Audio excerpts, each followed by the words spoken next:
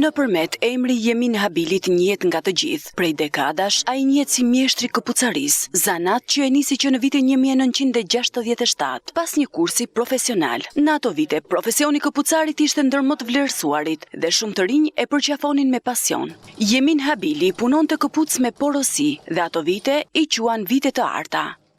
Kam vajtë për specializim në Tiranë, vajta 2 vjetë në shkollën komunale. Pastaj një 2-3 muaj vajta në fabrikën e këpucëve, në byron e modeleve që quheshin atëre. Se për modeli si qënë. Mbaro atë kursin.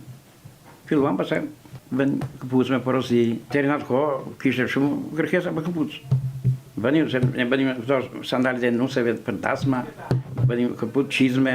Se do i bënja vetë që në fillimit dhe në mbarim. Do bënja taka, atër që taka nga të hova, të lartët. Do t'i këthënje me dorë. Se unë prisja ishte edhe prestar, modelist, edhe i montonje. Donje një ditë po njërë. Se t'i prisja, bënja modele, do t'i qep një të makine.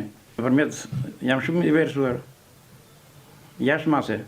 Kudo që të dalë, tani sa dalë të tërë, me përshëndesin, me flasin.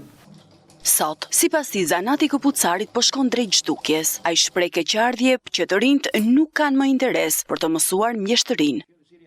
Nëpërmjet nuk ka fare interes. Mua ka vjetë s'më ka ardhur një prind që të thotë, o usta, ma merë djalin, ma mëso. As shafruar njeri. Kur? Dhe ky zant më humbet. Ju vjen keq për këtë? Por më vjen shumë keq. Megjithatë, tek Jemin Habili pasioni nuk është shuar, edhe pse 73 vjeç. Çdo ditë ai shkon në punishten e tij, ku kalon pjesën më të madhe të ditës. Me duart e tij të palodhura, ai vazhdon të riparojë, rregullojë dhe të jap jetë të re çdo palë këpucësh, me kujdes dhe përkushtim të rrallë.